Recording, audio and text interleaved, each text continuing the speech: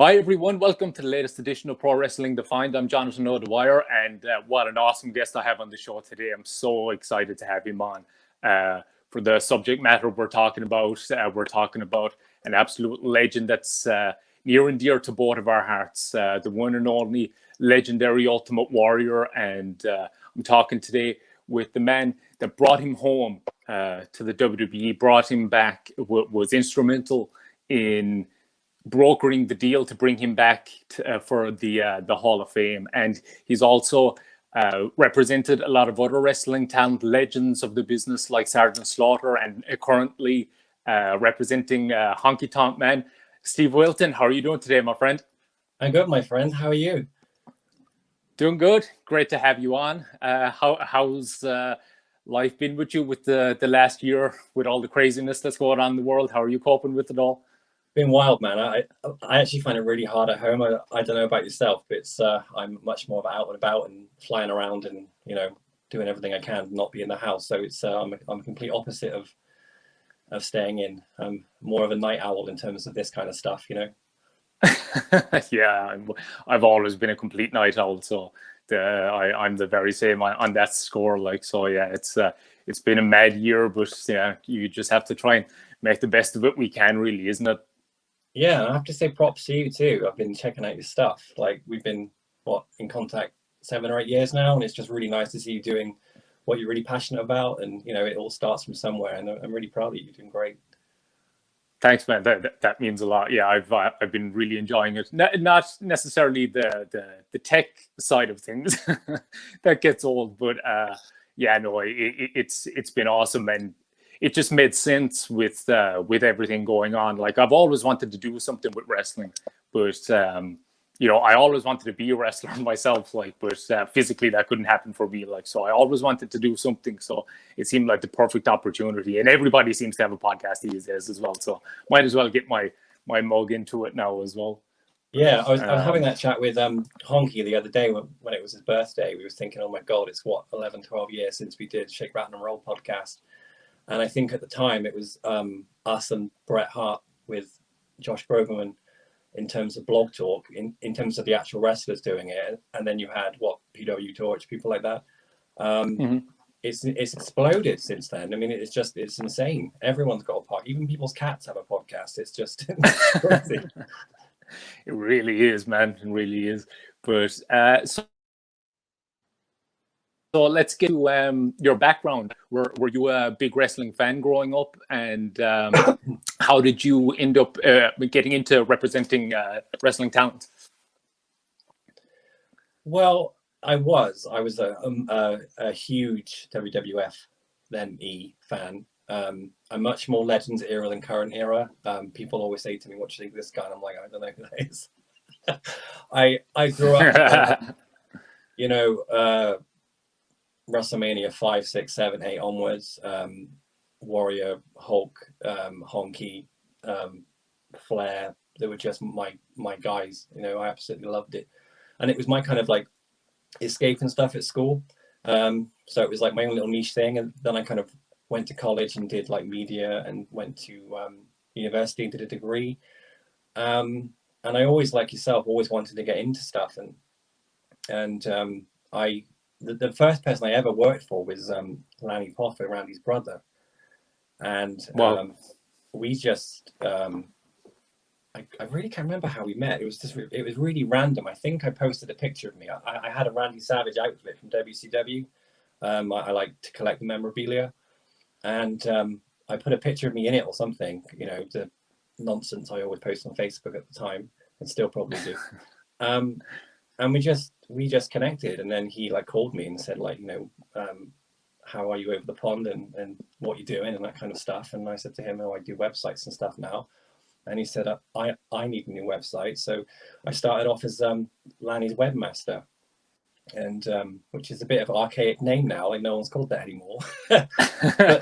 but we launched. And the thing is, everyone's got such an incredible story to tell. And actually, when Lanny called me for the first time, I was shaking, because to hear somebody's voice, especially someone like that with such an iconic voice, yeah, just to call you for the first time, when you're going from fan to doing something. It's a really insane feeling, and it kind of doesn't feel real. So we did the podcast and we had loads of fun with that. We did like Miss Genius 2009 or something like that. We were looking for the, you know, I'm not sure that would be so appropriate today. We'd have to have like non-binary penguin genius or something. So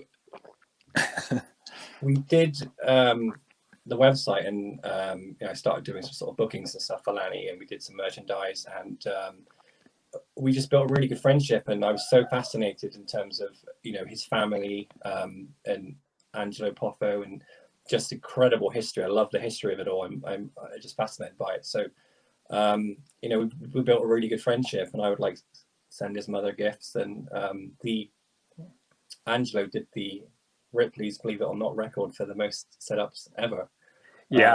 So I got that all printed up on t-shirts and stuff, and Randy had one, Lanny had one, and his dad and mum had one, and it was just really, it was just a really sweet thing, and I never thought I would go into anything else. And then I met Honky, and I'd always been a fan of Honky's online stuff because the original honkytonkman.com was so controversial and it was hilarious, and I felt really ahead of its time. So he was the, from my perspective, you know, which probably doesn't count for too much, was the originator of the shoot stuff. So he really started off the shoot interviews, and his stuff was hilarious. I mean, he is still the same today, but you know, just fascinated me. So I think I bought something off Honky, like an 8x10 or something, and he saw my sorry, go back a couple of steps. I built a website for Randy, which is matchingmadness.net, that was going to launch a sort of legends page for Randy, because he wasn't interested at the time in doing anything further with wrestling. It was just like a fan celebration of him. And then Honky was like, oh, I keep seeing you pop up and around and stuff, because when we did news announcements and stuff, you know, the wrestling sheets would always put who the announcement and things were from. And then me and Honky became friends and got close, and he said to me, oh, do you want to do some stuff with me? So I started doing, you know, his website and bookings, and then I said to him, you really need to get a podcast going. It would be fantastic, because all we ever had is, when are you going to do the next shoot interview? When are you going to do the next shoot interview? And he wasn't, he kind of done it, so he didn't want to do it again. But he wanted to like talk to people from all over the entertainment industry, and you know, friends and legends and stuff. He wanted to just have a good time and sort of keep the buzz going. And he wasn't in the best of graces with WWE at the time, so he wasn't in the Hall of Fame, and you know, he wasn't calling them, and they weren't calling him.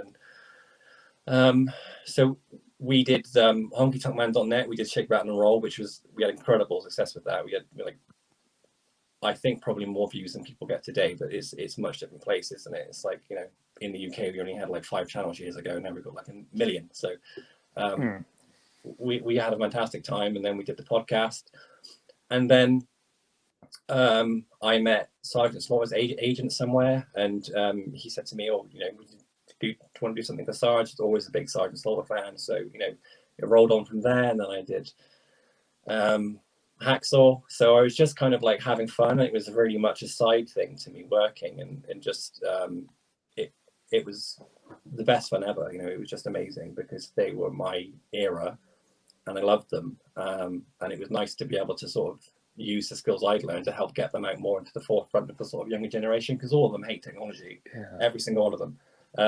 Warrior I can attest to that too. So we just had an absolutely fantastic time, and then I started going to shows, and went to London Comic Con with Honky, and just had the best time ever. You know, I don't think my liver will ever recover, but we had the best time. And I really love being behind the scenes. Like I've never, this is actually the first camera thing I've ever done. I've never done anything before. I've always been cool. I've always been. Thanks for the exclusive. Oh well, bless. Yeah, you asked. I wasn't busy. We're in lockdown. Why not? Yeah. So exactly. yeah, it just all built from there. And I really loved the behind the scenes stuff and how it all worked, and just sort of networking with people and building up from there. And yeah, it was just great. And you pick good guys as well. Like I actually met Honky Tonk Man the same day I met Warrior. Actually, it was a convention in Liverpool. Or no, not Liverpool. What am I saying? It was in Manchester. He was actually in Old Trafford, and I'm a huge Man United fan as well. So I got to kill two birds with one stone. Like, you know, I got to meet Warrior and Honky and Brett and loads of other guys at Old Trafford, like in the media room. So that was absolutely awesome. But yeah, it was funny meeting Honky Tonk Man. Like he was so, really, really cool. But I was wearing these absolutely just when I see the pictures now, it's just absolutely grotesque. Like I had a black top with a white shirt on underneath it, but the shirt was like 3 sizes too big for me, with these huge cuffs and cufflinks on it. And it just looked ridiculous. I don't know why I wore it, but Honky Tonk was actually the one guy that actually mentioned it. It was like, oh, hey, look at this guy with his cuffs. And he goes to the security guy that was beside him. Oh, this guy wears cuffs like that on the weekends. Like, you know, he was really, really cool. So we've all got those. It must have been. Stories. We've all got. Sorry. Stories. I was a complete emo at the time, so I had all the big hair, as you remember, and everything else going on. Completely ridiculous looking back at it now. But Honky was like, "That's your gimmick." Well, he knows about the classic hair for the gimmick anyway. So. And the thing is, he's such like he's another one who gets completely mischaracterized. He's such a nice guy. He really is. I mean, in terms of me progressing to doing it as a job and working with Warrior, you know, I owe Honky everything. He's been an incredible friend. You know, a fantastic support and such a good teacher. He was really like, you know, and he always said to me, if you start working in the business, you won't like it. You won't look at it the same way as a fan. Like, you won't watch WWE as in the same way. And I was like, yeah, I will. And he was right. I never did. It's not, it doesn't change you in a bad way, but it just becomes work, you know? Yeah.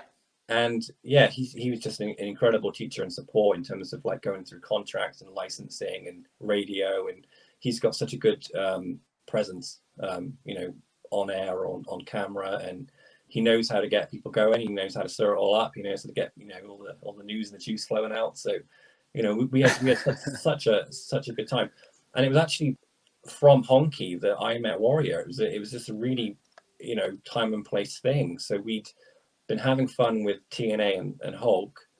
You know, Honky and Hulk have this kind of playful relationship with Honky would always like rib on Hulk and Hulk would rib on Honky. It was always I remember, yeah, and none of it's real. You know what I mean? It's sort of all the gimmick, as Honky would say. So we did this thing on Shake, Rattle and Roll, and it sounds awful now because, you know, everyone's just so politically correct now. But we Hulk has you know, plastic hair back here. It's not his real hair. So he's got this little flap of extensions, and we did something on the radio, like one of the ad comments and a graphic or something like that, and it made fun of it. And on the same show, we were talking about with the fans what our greatest match ever was, and I said mine was Hogan and Warrior from WrestleMania 6. And then randomly out of the blue, I had an email from someone called Mr. Warrior. Said, oh, hey man, I checked out the show. Please send Honky my best. You guys are hilarious.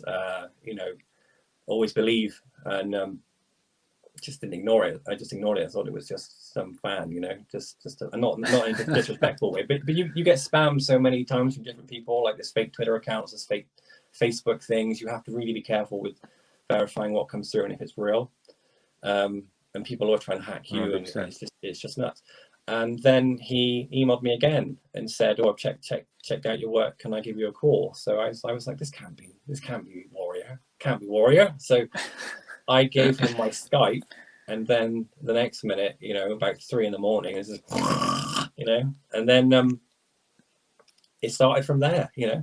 And I was scared to death, because in the most respectful way, working with him, with someone with so much integrity and professionalism. He's not about being silly. he was like, you know, we're going to take it to the next level, Steve, you know, and then I was like, oh my God, can I do this, you know? And I really questioned myself, and he was like, I'm going to push you to the moon. You're going to be incredible. You're going to do this. You can be the best. And it was all non-wrestling based. It was all about motivation and empowering people. And he did incredible artwork. And he wanted to just motivate and inspire people to be the best that they could be. And he was doing it through me. And the really unfair thing with Warrior is he's super mischaracterized. I think probably the most mischaracterized person. All the clickbait trash people write. Absolutely adored his family, adored his kids, lived for his children, didn't care about the spotlight and the fame. He just wanted to do something motivational and move on. So it was if you remember back then, and I think you do because you were like part of the group and everything, it was all Warrior. It wasn't Ultimate Warrior. It was all like One Warrior Nation. So we launched the One Warrior Nation website and did a few YouTube videos. And Warrior hadn't really been present online apart from his blog and this sort of hardcore following he had. And it all just exploded from there. So from doing his website and social media, he hated all of it. He hated Facebook. He hated Twitter. He didn't want anything. He didn't want, you know, he was like, this all drives me nuts. And, you know, he would spend hours like that emailing, you know, he didn't type too quick, bless him. And he used to just get really frustrated with it. And he was like, you can do all this stuff. You can take care of all this to me, but I have to be able to trust you. I have to be able to trust you.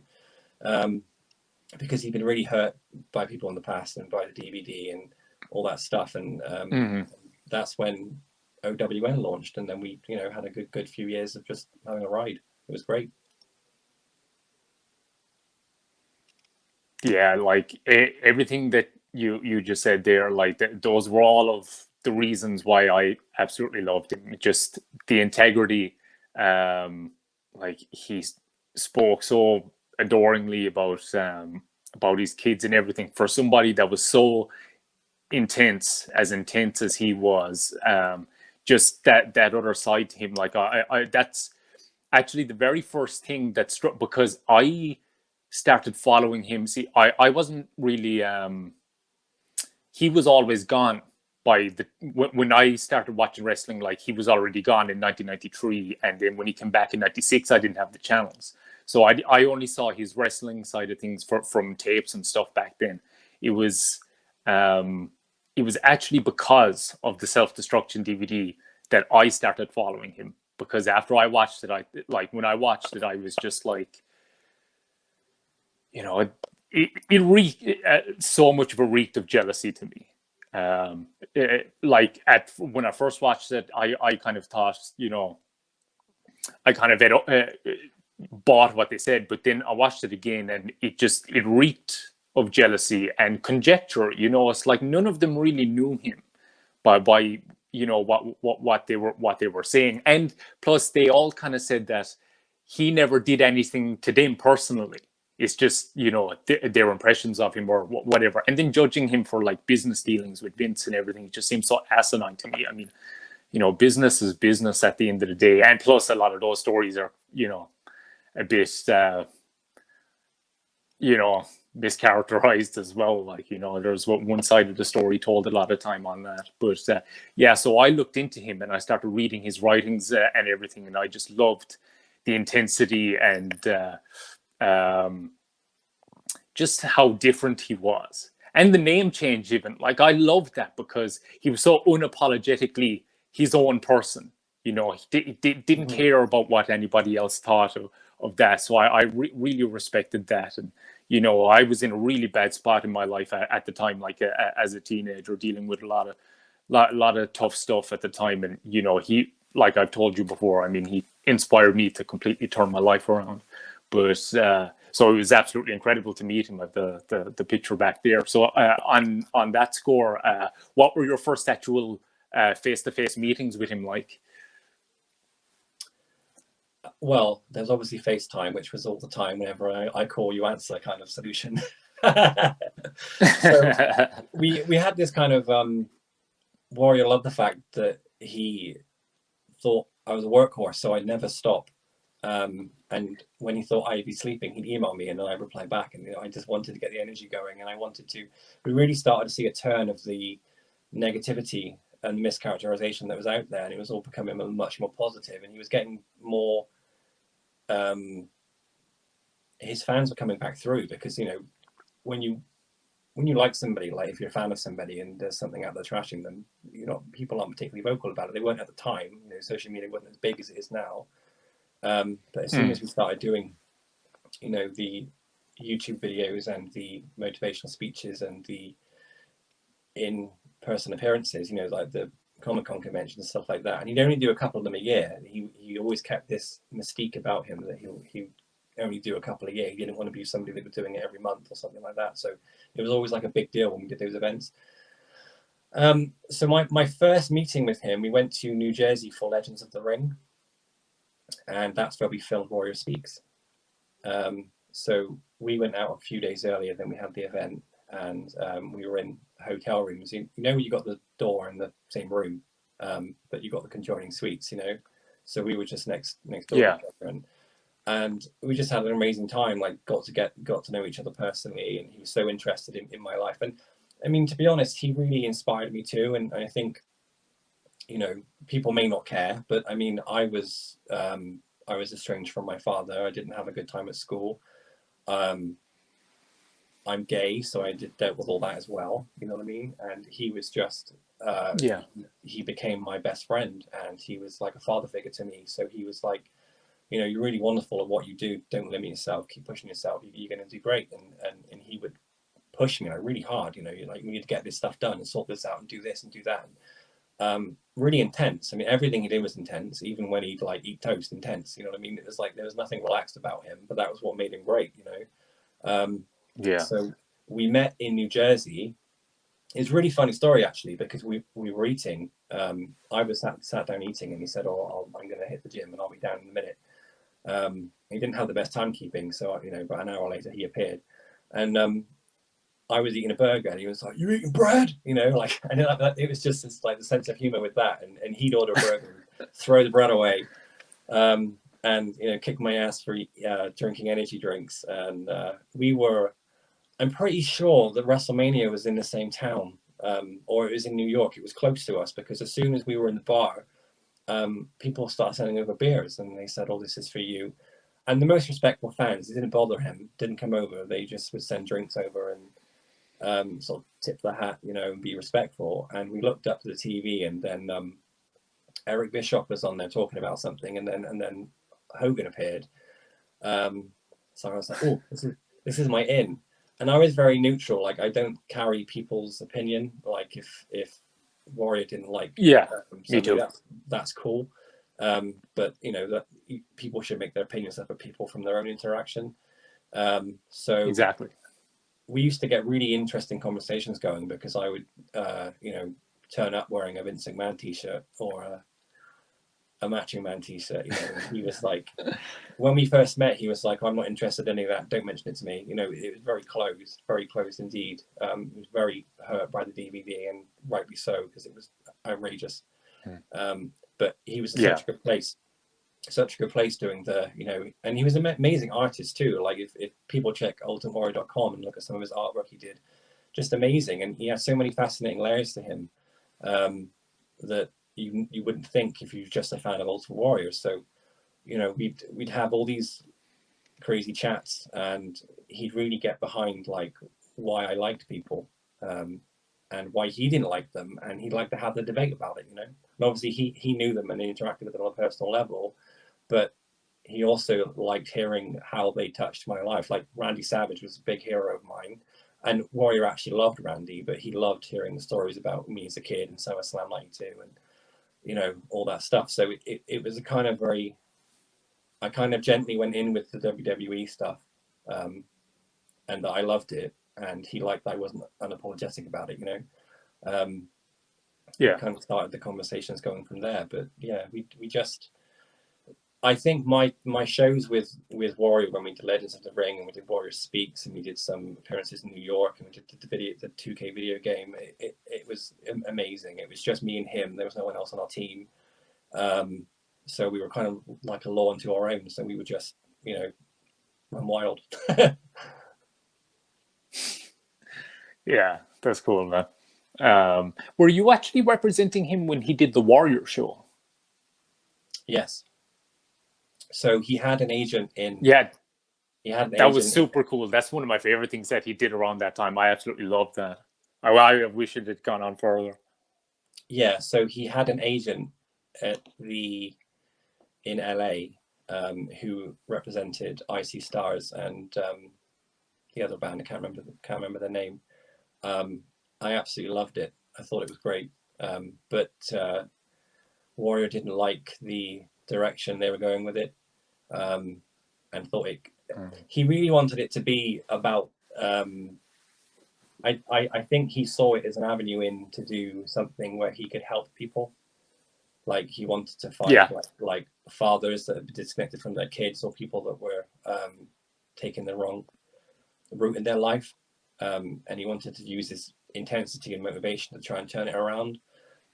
So that was always the pitch for the Warrior show, and I think that the guys saw, well, if we use the bands and introduce it that way, it's a good segue to get some attention. I absolutely understand that from a marketing position, but it wasn't the direction he wanted to go in, and he didn't like the kind of comedy aspect of it at all.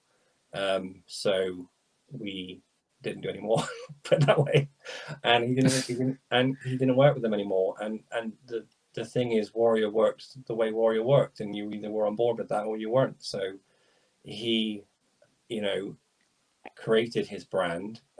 No one knows his brand better than he did, and he knows what direction he wants that to go in. So you might find someone who comes along and thinks, well, actually,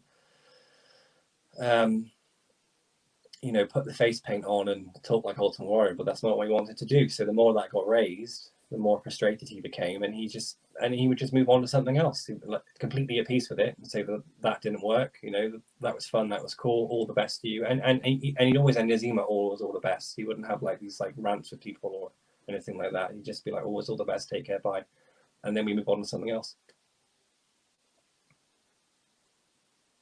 Yeah, that's awesome.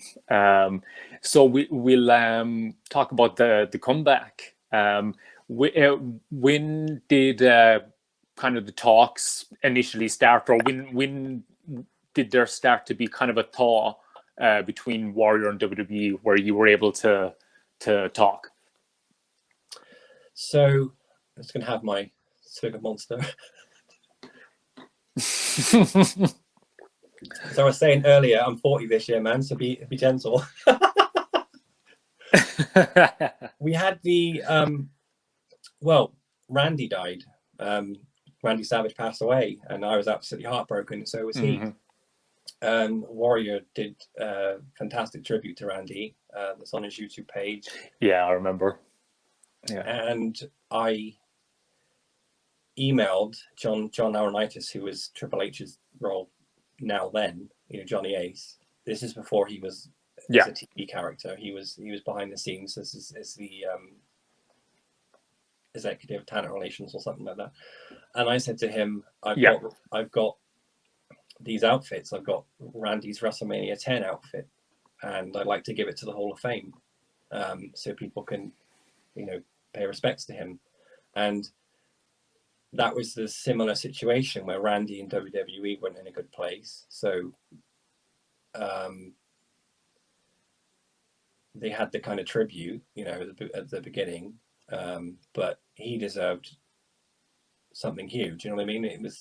It was not great, I didn't think. And there's that whole Randy was on the outs with them, and he was starting to come back, so he started to do the action figure deal. So he did the commercials for that, and sadly he passed away.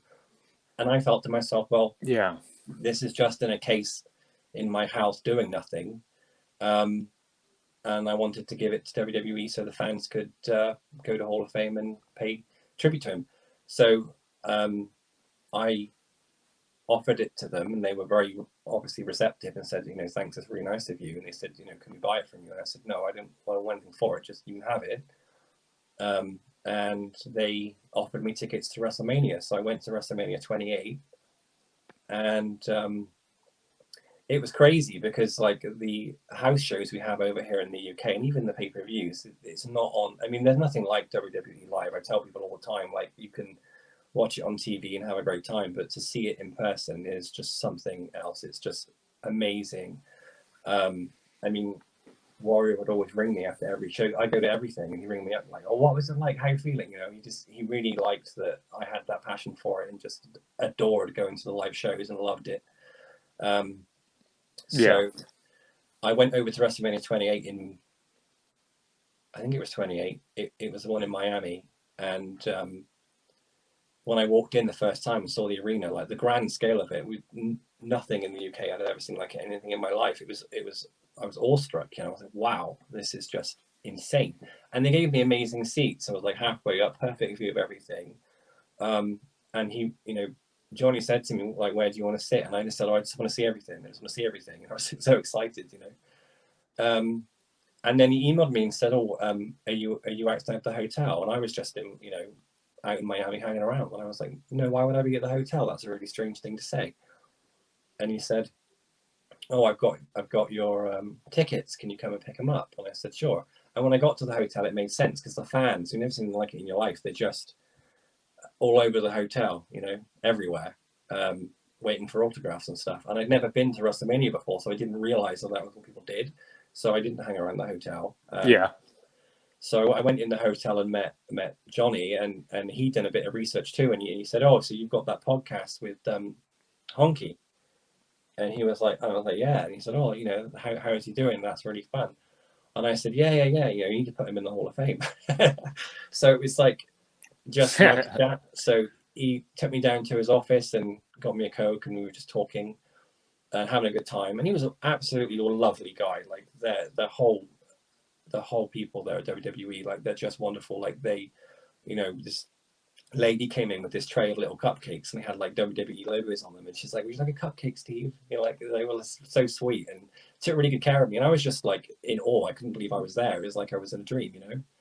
And it's really funny because the kind of setup of WWE is the same as it is in the video game. So the SmackDown versus Raw WWE 2K, like, you know, you've got Vince's office and you've got Johnny's office, and even inside it's the same. It was really weirding me out. It's like it's the same as the PlayStation. So he was like, oh, we need to be quiet. We need to be quiet because Vince's office is next door. And I was like, oh my god. And I love Vince. Vince is like God to me. You know what I mean? I absolutely love the guy. And so me and Johnny were chatting, and he said, oh, what else do you do? And I said, oh, I work for Warrior. And he said, what Warrior? And I said, the Ultimate Warrior. And he was like, oh. And I said, it's a shame he's not here, isn't it? You know, I thought I've got to take my moment and get in there. You know, I've got to say it and do it. And I'm just some like little punk from England, you know what I mean? Like coming into them like, where's Warrior? Why doesn't he work for you? You know, when I know what I very much know why he doesn't work there and everything else. And they said, oh, I don't think he wants to be here. And I said to them, well, I don't think that's true. So he said to me, oh, you know, I'll be in touch. And then I went outside and phoned Warrior thinking he would, you know, be mad. And he wasn't at all. He was like, oh, you're smart. You're a smart boy. So he was like, you know, don't worry about that stuff. Have an amazing WrestleMania. You're going to have the best time. Vince puts on the best show. And he got so much joy from it. He really did. Like, I really never had a better time in my life at an event because it is the first one, you know, that you've seen on that scale. So I went to WWE Access, and they took me around Access on my own and showed me everything. And treated me like gold. I had the best time. And then came home and then nothing. You know, we just kept doing our thing. And then 6 months later, Johnny emailed me and said, oh, you know, could you set up a call with Warrior? And I said, okay, I'll have a chat with them. So me and Johnny had a chat, and then me and Warrior had a chat. And Warrior was like, we'll find out what it is that they're proposing to do, because there's so much that's been wrong and have been so mischaracterized. Why would I be interested in anything they've got to say? And he's very clear that if he was open to talking with them, they'd have to tell the right story. You know, they'd have all of it, all the bad, all the good. They couldn't just wash over the DVD, ignore it happened, and just act all like honey, you know. So I asked Johnny to Yes. send through what they were proposing, like a kind of a high level pitch, and I could go through it with Warrior. And he sent through a licensing agreement for a Legends contract. So they just wanted to put some T-shirts on the website.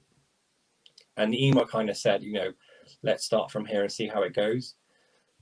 So that was absolutely the worst thing that could have happened in a way, because like, are you kidding me? Like, why are you going to just randomly put Ultimate Warrior T-shirts in the shop, And it needs to be big. It needs to be with a bang.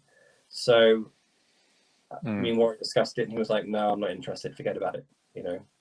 That's not right. So fine, but thanks, all the best. All positive, shake hands, moving on.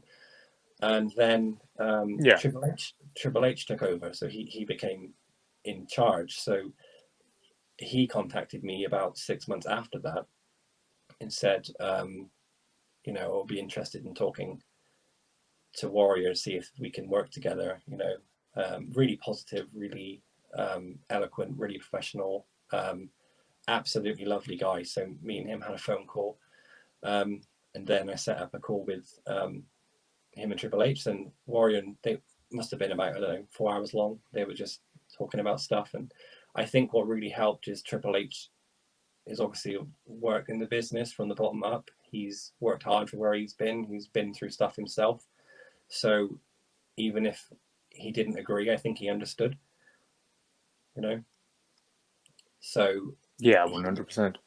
Yeah, so he could put himself in Warrior's position and understand how he felt more so than somebody that worked in the office and didn't necessarily understand that it wasn't business, that they'd hurt him, and that had to be fixed, and he had to build that trust. So they had a chat, and again a few months went by, and then I was contacted from WWE 2K for the 2K14 video game. They said, we'd like to put Warrior in it, and we kind of went back and said, well, yeah, but can this be something fun? We don't just want to be in it. We want to put him in it in a big way. And they said, well, the game's already built. So yeah, we talked about it, and we agreed that we would put him in as the pre-order. So if you pre-order the game, you got Ultimate Warrior for free. And then we talked about doing the commercial. So that all worked out wonderfully. Really amazing bunch of people. Warrior filmed the commercial, which I think is the best one. It's absolutely hilarious. He had an absolute blast. Oh yeah, it was awesome. Yeah, so we did the video game commercial, and then Triple H then contacted Warrior again a few months later, and that's when we started to talk about Hall of Fame and how they could put the past behind them and move forward. That's awesome. And so as time went on, how much contact was there with Vince? How involved was he then through the process of talking about bringing him back as time went on? Well, Vince signs off everything, so they wouldn't have put him in a video game if Vince didn't approve it. And when the video game came out, Vince tweeted out, "Welcome back, Ultimate Warrior," and that meant a great deal to him. He was really happy about that. And I think it was Warrior's birthday or something, and Vince posted a tweet, and it was a video of Warrior, being sick from the Papa Shango stuff, so which is hilarious. So it was all done in sort of fun and kind and sweet. It was just they were building goodwill. So every time they mentioned a Warrior, I would tell him, "Oh, they featured you here. They're doing this. They're doing that," and that angst he had just sort of gradually came away. So we negotiated the deal. I worked with the chap there, WWE, called Scott Heyman, who was one of their lawyers, and he was a fantastic guy, and he worked directly with Paul Triple H, and Triple H would then feed back with Warrior, but Triple H had the authority to do what he wanted, basically. But it never got done, and it got really frustrating on both sides. Like we never really ever finished it. It never got signed. Because we first started, so this is WrestleMania 29. So that didn't happen. And I said to Warrior, well, WrestleMania 30 is a big deal. That's the one I go for because that's the anniversary show. and again, we worked through everything, and so many things were important to Warrior, like the trademarks and how the licensing would be used, and the deals for the video games and the action figures. I mean, he had his limited edition dolls, all that kind of stuff, and he needed to make sure that all the great stuff he was doing with them didn't just get wrapped into something, that he still had all that interaction with his brand he had before. So he wanted us to be involved with the merchandising, like with the approval, with the video game. He just wanted to, and he loved doing it. He wanted to do his limited edition action figure deals. He wanted to do appearances. So much stuff that you have to figure out. And when you're a brand like that, it's not just, oh, can you come to Hall of Fame and here's the contract and this is great for you and great for me. It was the start of a long-standing relationship, and they wanted him as an ambassador. So Triple H then said, well, we'd like to have you as a WWE ambassador. We don't just want Hall of Fame, and it kind of built from there. So again, it didn't get done. It was getting frustrating, and we kept having phone calls like, what more can we do? And I knew deep down it was Vince and Warrior. I think that was the problem with getting it signed off. I think Warrior was just unsure, never confident if he was going to make the right decision. So we kind of like hatched a plan where we told Vince Warrior wanted to see him, and told Warrior Vince wanted to see him. So Warrior went to SummerSlam and met Vince at the hotel where he went in with Triple H, and him and Vince met. And after that, he was just a different person. Just absolutely different person. He was just smiles from ear to ear. Like, he was really happy. He was really touched because he said, well, when he went into the meeting to meet with Vince, Vince was so happy to see him, and he said he had videos of Warrior on his phone. He was showing him multiple Warrior clips, and like, how great was this? And really focusing on the positive, So they had a long meeting and went through everything, and then Warrior was in a much better place. So he went back home and said, look, let's get this done. And then we did, and that's when they did that amazing commercial where they launched him into the Hall of Fame, with all the Warrior logo in space. And I had the most fun with that ever. I had the most fun with that ever because I was starting to get a bit of clout then, you know what I mean? Because it was still just me and Warrior. So if I didn't like something, I'd be in the back going, nope. So it was it was a fun time. And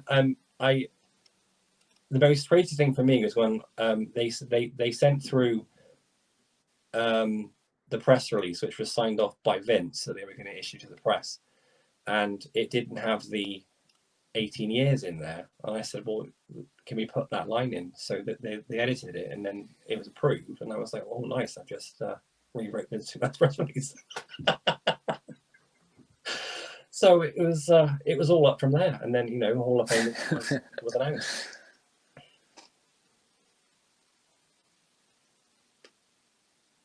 Gosh, I remember hearing the announcement, and I just couldn't believe it. Like, I knew, things had to, ease up at some point between them. Like, but I just thought that the Hall of Fame, I didn't know, because there hadn't, I think, was it the year before Bruno went into the Hall of Fame.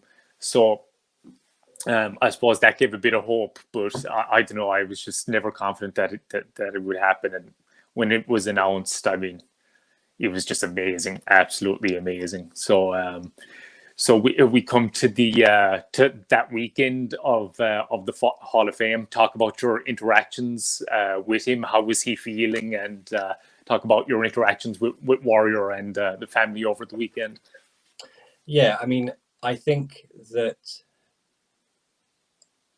people should appreciate how much work went into that in terms of mending that both sides. I mean, WWE did an incredible job, and this was something that we worked on for a couple of years. It wasn't something that we just did, and that's probably unheard of in terms of that kind of thing.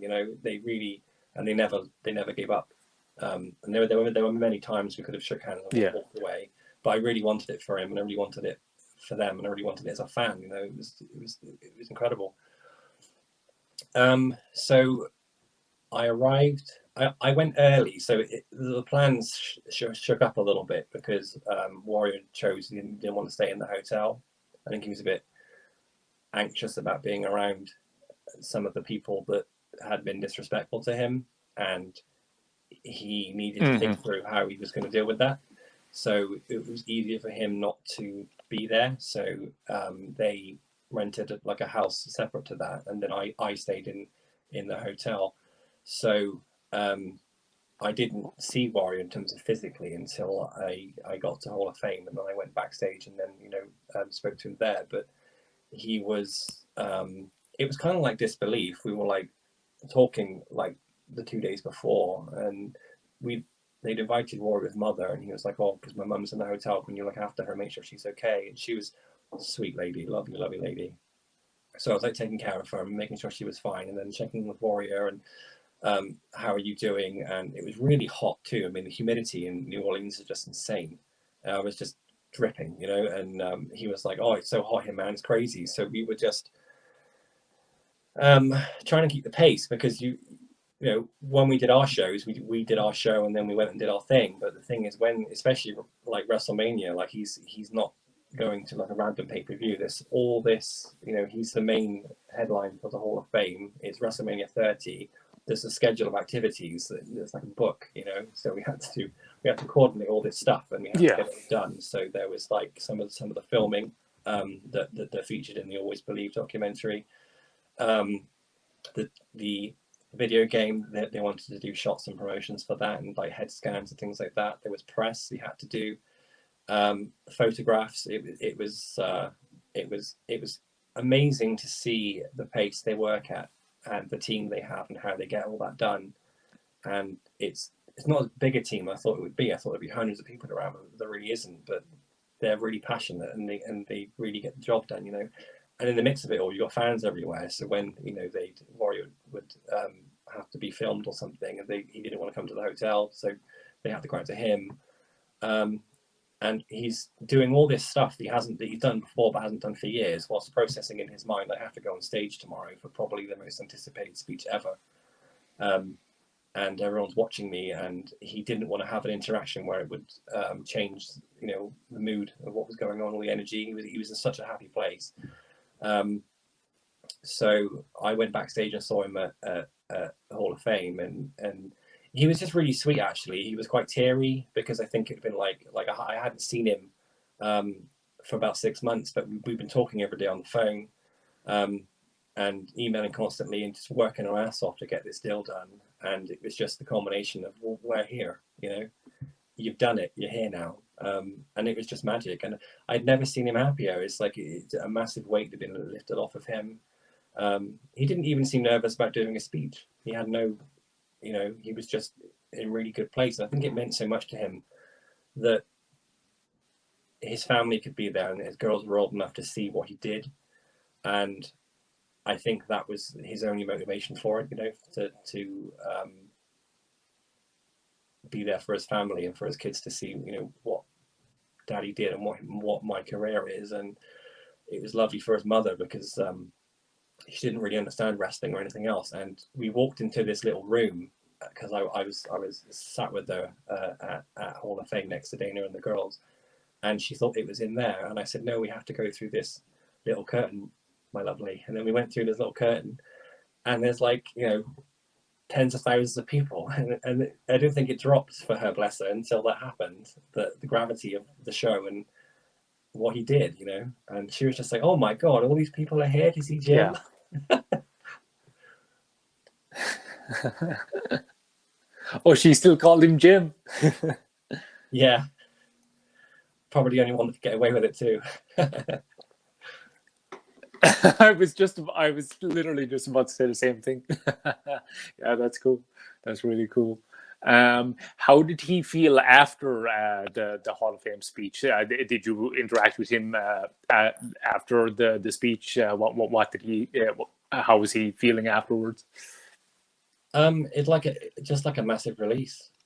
And again, I think he felt a little bit like, is this really happening? He was just so happy. He couldn't stop smiling.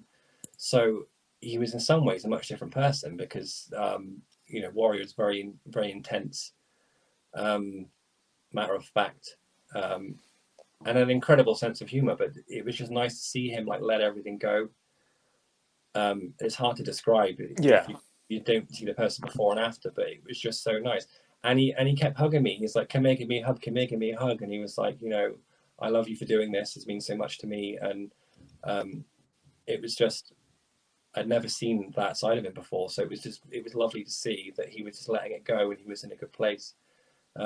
So I saw him after Hall of Fame, and then they went back to the house. And then he said to me, "What are you doing tomorrow?" And I said, "Oh, I'm going to hit up Access, because they had an Ultimate Warrior wing. So we'd given loads of memorabilia and stuff like that. So I went to Access, and then he called me and said, "Can you get to the arena?" And I said, "Well, how?" I'm just wander in. And he was like, "Break legs, kick ass, I don't care, just get here," you know. So I went to WWE green room and said, "Oh, you know, Warriors contact me, and you know, can you get me a car or something?" So I wasn't supposed to be picked up until about 6, and I think Raw was at about 8 o'clock. So the WWE, one of the team that were going down there, picked me up, and I went backstage and saw Warrior. And again, he was just so happy. It's hard to put into words. So the reason he called me in such a panic and to get there was because the intention for Warrior on Raw was he was going to come out like he did in the 2K commercial. So he was supposed to come out with the face paint and with the jacket. But he'd left all of that at his suite. So we were all like, okay. And he was like, "Steve will fix it, Steve will fix it." Well, actually, I didn't need to fix it, because by the time I got there, Dana had already been running around incredibly just to get his ring jacket. And I found a mask. So, and all the masks were sold out. So it just went from bad to worse. It was like, all the masks are sold out, all the masks are sold out. Like, we can't get a mask anywhere. So the problem was that he had planned what he wanted to say, and he had this really cool idea that we've had this kind of this mask. It was like a peel-off mask. He was going to put it on his face and then do his speech, and then he was going to peel it off. So he was going to say goodbye to Ultimate Warrior and just become Warrior as in the ambassador role. I think he really wanted to do that. You know? Wow. And we had the jacket and everything designed. It was all cool. And yeah, so we had to go in a completely different direction. So we basically ripped some kids off these some masks off these kids who are, you know, quite willing to let us have them. But we were running around like, "Have you got a mask? You can have that mask." So it's, you know, and then we took the mask to him and said, "Oh, can you try this on?" And I was like, "We're just going to have to go with it." And it was all getting a bit funny at that point. And I didn't like how the mask looked on his face. And the first mask he had broke, then we went and got another mask. And that's how he ended up, you know, with the mask in the pocket, and we put the jacket under the ring. So when he came out, he would do, and it played out wonderfully. It was incredible, his speech. You know, and it was really emotional for me to see him on Raw more so than WrestleMania, because it was really important to us that he had that moment where he came out and he was completely trusted. Like, he didn't have to script anything, he didn't have to approve anything. They were like, Vince was like, "Go and do what you need to do. This is how much time you've got." So, you know, he went out at WrestleMania and sort of like waved to everybody, and he wanted to have his time on Raw. But yeah, it was really interesting working that out, because our original plan is he wanted it to be all sort of like mystic, in the sort of vein of the Undertaker. So he wanted Ultimate Warrior to be like raised up to the rafters and taken away, you know, and he wanted to do his speech, have all the fog and the mist and all the magic, and it be gone. And it was really funny. Triple H said, "Well, we can't do that." And he was like, "Why?" I said, "Because we just got you back." So we don't want you to go away. So and he kind of got that then, because obviously when we did appearances and stuff, or there were planned commercials and stuff, it would have been in the face paint, and obviously that would have been separate to his brand role as ambassador. So the ambassador stuff would have been Warrior, but they still wanted Ultimate Warrior to do all the marketing stuff for his brands or Comic-Con appearances. And he looked phenomenal. He looked incredible. So that was quite humorous to me, that Triple H was like, well, you know, it's a really good idea, but no, we don't want you to do that because we've just got you back and we'd like you to do some more stuff. So, you know, and they had wonderful ideas because the network was just kicking off. So they wanted, they wanted to, there's so many things that they've done on the network now that he could have been involved with that would have been incredible. So that was how Raw ended up being how it was. You know, we all watched front row, me and Dana and the girls. I actually bawled my eyes out. It all got a bit too much for me, the emotion of it all, just to see, because that was my friend, you know, and I know how much pain he'd been in, how hurt he was, and how happy he was. It was lovely. I love WWE, you know what I mean? So for me, it was everything coming together, and it was just the absolutely magical event of my life. And then he went backstage after Raw. I gave him a hug. And then he sent me a text and said, have a safe journey home.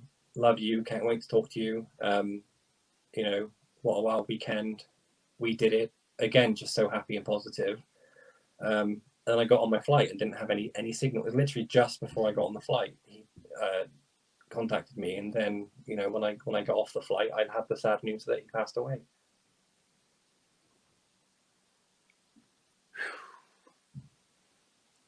Yeah. Over here, we didn't have the WWE Network yet. It didn't come over here till the next year, I think. And so I didn't get to see the Hall of Fame live that week. And it was the day before he passed that I finally got to see the full Hall of Fame speech, because somebody put it up on YouTube. And I distinctly remember I was talking about this on another guy's podcast a few days ago. I so vividly remember that night after watching his Hall of Fame speech, thinking, like, I was just going to bed. I was just walking out of my kitchen and just remembered the thought going through my head, like, you know, I have to meet him again, you know, because I met him when I was like 18, and I had just kind of sorted my life out. I'd gone through a really rough period dealing with the disability that I have, Charcot-Marie-Tooth syndrome, as a teenager, and I had survived a suicide attempt. And it was after that I started paying attention to Warrior, and he just completely inspired me to turn my life around. And so after watching the Hall of Fame speech, like, I just remember thinking that, like, I have to meet him again, because by that point I had done lots of acting work, and, you know, I really wanted to be able to show him, you know, like, I've actually amounted to something, you know, because I was still a teenager when I met him before. And then, you know, morning comes, and got the call from a friend of mine, and he broke the news. And I mean, what can you say? It was rough. It was really rough. But just going backwards for a second, he mended fences with a good few of the guys, including Hogan. Did he talk to you about any of that? I think that was I think that was the day of WrestleMania. I think he patched things up with Hogan, wasn't it? Did you get a chance to talk to him about any of that? Yeah, so I was with Warrior when Hogan came by in the car. So my instruction, and everyone's instruction, was to keep them apart. You know, keep Hogan away from Warrior. Triple H had asked Hogan to stay away from him. Just let him have his moment, and, you know, we need to ease this thing in. There's a lot of fences needed to be mended there, and he's in a really good place. You know, don't. And Warrior was very true to himself. So had that gone another way, you know, had Hogan appeared and there'd been an off comment or something else, and, you know, it would have been a different situation. Yeah. So I was very much anxious the whole weekend, because I was very aware of the people that he didn't want to be around him, and I was also aware of opportunists, you know. So people would, and again, it's the clickbait stuff. People do stuff to get attention. Like, you know, Mick Foley tweeted something about, well, I didn't think Warrior's speech was that great. Well, why did you need to tweet that? You know what I mean? Oh, that drove me insane as well. Like, I've never quite been able. I loved Mick Foley, but since then I've never quite been able to look at him quite the same. Like I still respect him for everything he's done, but yeah, that was so needless and so petty. But And I sorry, always thought carry to on. myself, well, it was just that, I mean, the thing is, it was like I didn't work for Warrior, like he was my best friend. So he'd helped me in my life to get me to a good place from a bad place, you know, and I felt I was doing the same for him. So I was very protective of him and was aware of people that would be trying to knock him.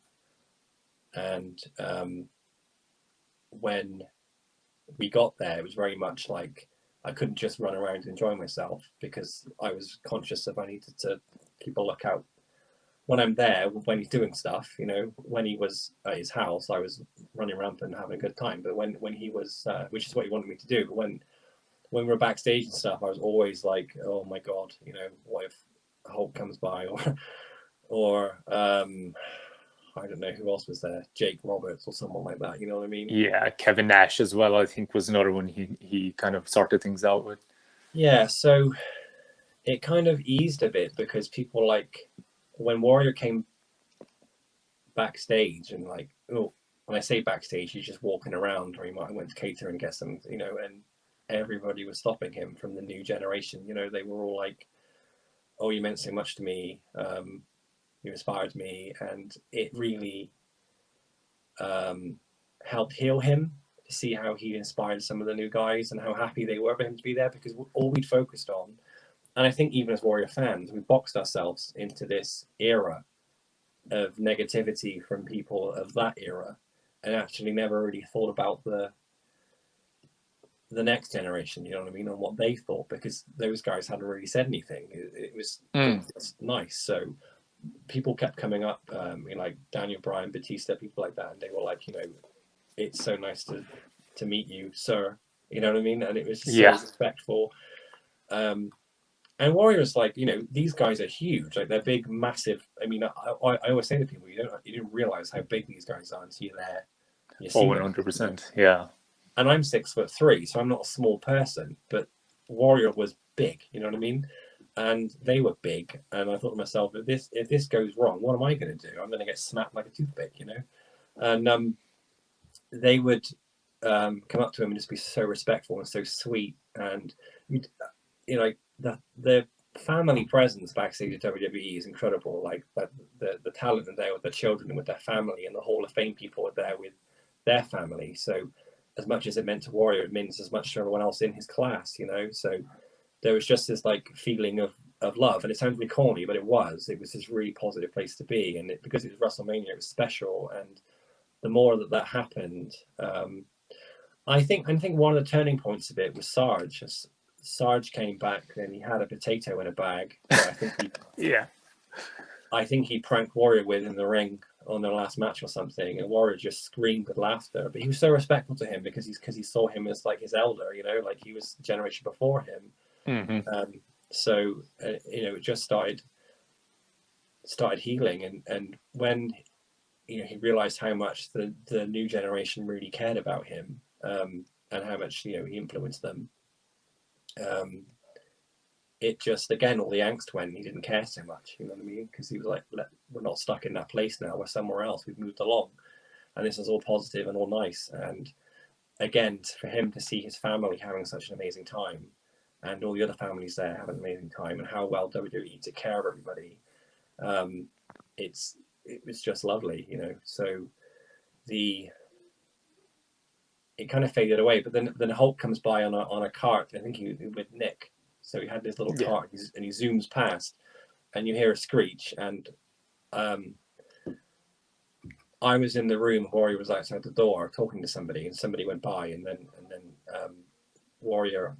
I think Hogan just caught him, like their eyes crossed, and then he reverses back his little cart, and that's when they had that face to face. I didn't know any of that was going on, and the cameras were rolling, you know. So Warrior's very aware of that situation, you know, very aware the cameras are rolling, and Hulk said what he said, and you can see Warrior in the video clip if you watch it on the network. He's really staring at him in the eye. He's really sussing out, like, do you mean this? Is this genuine? And I think what people, on the business aspect, had there ever been a place where Hogan and Warrior had been able to do like signings together or stuff together or commercials together, it just would have been a different level, wouldn't it? It would have been incredible. So it was a starting point. I think that's all it was. I think Warrior respected the fact he did it, and he didn't really comment on it, and he didn't want to read too much into it, and he didn't want to think, is he doing it because the cameras are there? You know what I mean? Because you could look at it both ways, and it was what it was. So I think he saw it as this is a point I can watch forward. I can see what happens from here, but I appreciate you speaking. And I think it was in its small way, and I think I don't think Hulk would do the cameras there, if I'm honest with you. I think it was a very intense situation where I guess his heart was racing. He saw Warrior saw him, and it was just and it just happened, and it was what it was. But I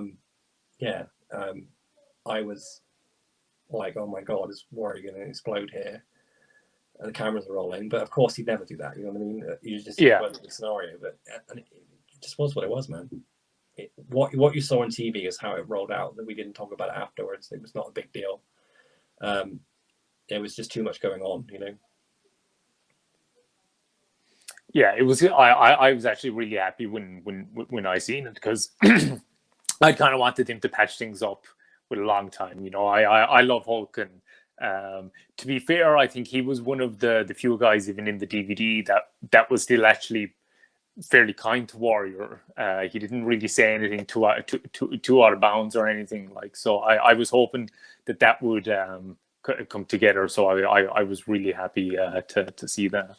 But we're nearly out of time. But one thing I wanted to ask was, what is your say favorite moment of working with Warrior through the years you worked together? What is the one time that sticks out? The first time he put the face paint on, I think we'd spent the weekend together, and the car was outside, and he was putting his face paint on, and he would just talk normally, and I was like ringing him, and he wasn't answering the phone, and I was banging on the door like, the car's here, I'm going to be late. He was like, oh, I'm doing my paint, and I was like, oh my god. Okay, so he came out and just walked towards me. He's got his Warrior jacket on. It was one of the OWN ones from WCW. His face paint on, looking absolutely insanely in shape. And we were in the elevator or lift, depending on what country your audience are from. And he said to me, what's wrong with you? Like, why are you quiet? Is everything okay? And I'm like, yeah. And like, I had like goosebumps. And he was like, what's wrong? Like, you look like you're having a panic attack. And I was like, you're you. And he was like, what do you mean? Like, it was a really funny little moment. I've never forgot it. And I said, well, you're Ultimate Warrior. You know what I mean? So my little 10-year-old Steve had just seen my idol with the face paint on, face to face. And he was really touched by it and didn't expect it. You know what I mean? And I got really emotional when I saw him like that, because every time I'd seen him, it's just been it's him, or we've been on the FaceTime or Skype or something like that. And he was Ultimate Warrior then, and he actually did turn into Ultimate Warrior when he was in that mode. You know what I mean? His head got in that place, and he became the character, because that was what the fans who came to his signing wanted to see. And he wouldn't let anyone go until they were happy with their picture and checked they were happy with how it was signed. And the lines were for hours and hours and hours, but he was there for them. He wanted it to be an experience on a different level to people that were just signing them and chucking them, not looking you in the eye. So when I saw him as himself, I wasn't expecting to react the way it did, and it was just a really special moment. And the second one following that is actually the same day, as he called his girls in the car, and he video called them, and he's dressed as Ultimate Warrior, with face paint on, and he said, oh, have you done your homework? And Have you eaten, and what have you been up to today, and love you loads, and that kind of stuff. And it's just really lovely to see him as Ultimate Warrior doing that in a weird way. You know what I mean? It was just really lovely. Yeah. And, yeah, that was probably my funniest moment was when he asked me what one of my favorite moments was, and I said the Papa Shango ooze when I was a kid. He hated it. He was like, he's like, "Are you effing kidding me, Steve? Like, I've flown you thousands of miles over here, and you're saying that to me?" And yeah, it was just roared with laughter, man. There's endless stories, but that's the one. Those are the two that stick out in my mind as terms of my favorites. Like, I wasn't in a good place in my life when I met Warrior. I was young, starting out, finding my feet. I was estranged from some of my family. I'd had people being homophobic at work. All these stuff sort of gets on top of you. And he was incredible. He was always he'd ring me every evening. I think the thing I miss the most, I guess, is Christmas Day, because 1 minute past midnight every Christmas Day he would call me and go, "Merry Christmas, mother," and he'd do that every single year and without fail. And he was just sweet like that. But I don't think, when people talk about the homophobia or the university clips and that kind of stuff, it's just a reaction to someone who's being attacked. He was, sorry, my dog's screaming. Oh, you're okay. He was an amazing influence in my life, fully accepted me, and would have, taken on anybody that would have messaged me. You know what I mean? He was there for me 1000%. So ups and downs.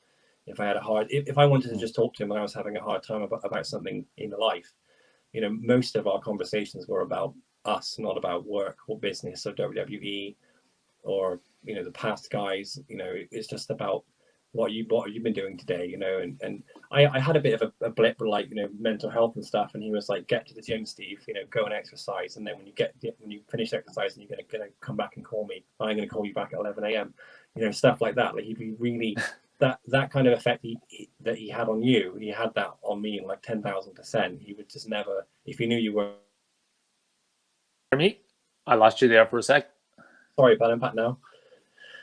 Yeah, he was just a massive positive. He was family to me. You know what I mean? And he did everything that he could to make sure I was okay. And I think that's what you do for your best friends. You have each other's back, and it was more important to him that I'd be smiling. And it was him that got me like obsessed with going to Disney World. He said, go to Disney. I love Disney. So when he passed away, that's what I did. So, he was a lovely, wonderful, kind man.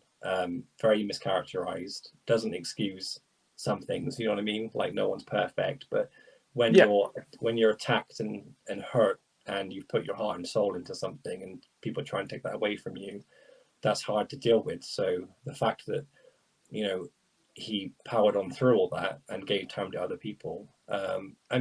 Fans would write emails to him, and if he saw something in there that concerned him in terms of them, he'd contact them. He was very caring like that, and he really wanted to spread positivity, and he wanted people to be the best they were. Yeah, it's actually funny that you bring that up about like him contacting fans if there was something that concerned him. I remember I was part of this Ultimate Warrior, like, what did they call him? Like, forum or something like that, fan forum, I think it was called. Yeah. Like back in like 2007 or something like that, and basically a fan site, Warrior Central.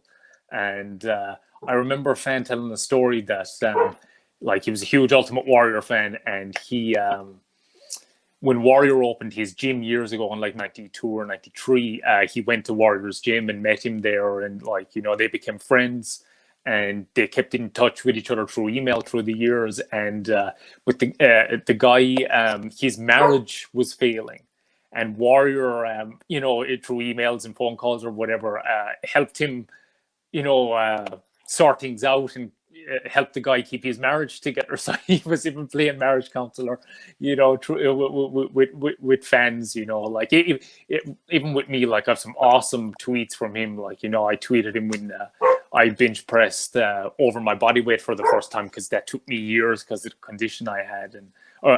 And I told him, it was because of his inspiration and everything. And he tweeted me back, like, no, thank you for inspiring me. This is Warrior living all the way and all this type of thing, and it was just super cool. Like, so yeah, he was there wasn't a better guy to his fans for sure. That's how he'd be, man. He wouldn't, like, Christmas time, he wouldn't just send you a gift. He'd put his time into something, you know what I mean? So he'd draw something that took him hours, or painted something and write something really personal to you, and he definitely gave people his time, and I think that's what counts. You know, I think it's easy when you're in that position to think, well, I'm who I am, I'm some big star, or, you know, and I don't really care about people. And, you know, and I've been to some Comic Cons and seen some people like that, but he really did care about the fans, and he always wanted to give that kind of like Father Christmas experience where it was something they wouldn't forget. So, you know, he would send me like his little art cards and things like that, and he would like personalize them to me and write motivational messages, stuff like that. And that's how it all built, you know. And he really, I think people, you know, need to know that he really cared about his fans. And there's some of the signings we did are on the YouTube page, but, you know, he loved that stuff and he got a lot from it. And he was very much a isolationist, you know. He liked working alone and very creative. Did a lot of writing, a lot of art, and he got a lot of positivity from giving back to people. So, you know, he was very much aware of the fact that he had a wonderful life, but he was aware of the people that helped him have that life, in terms of, you know, all of us buying tickets and action figures. So he was always appreciative and always tried to give back where he could. And I think that was his kind of inspiration for the Warrior Award, where he wanted people, unsung heroes in WWE, the more corporate people that we wouldn't know about. And he's absolutely right. There are people there that are incredible, but, you know, they started to do that, like with that lady Sue, who was the sort of charity ambassador for WWE, and she got recognised at the Hall of Fame. That's the kind of stuff that he wanted to do, you know, to have all the unsung heroes to be praised and recognised for what they did. He didn't want it to be about him. Yeah, for sure. It's cool that that's there as well. You know, his legacy. You know, it lives forever, as he said, and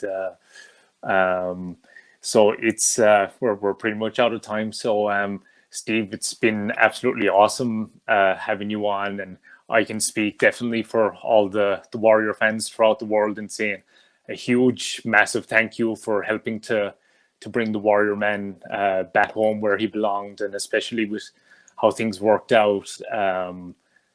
It's just amazing that, you know, he got that moment but before he passed on, and so a massive thank you to you for driving that forward and making that helping making that happen. So a huge thank you for that, and huge thank you for coming on to talk to me today. It's been awesome, man.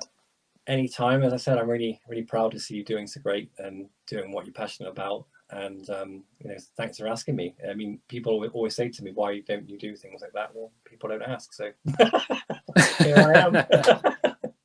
But I've really enjoyed it, and it is quite therapeutic talking about it. And, you know, it's nice to talk to someone that I trust and have a good friendship with. So, you know, thanks for having me, bud.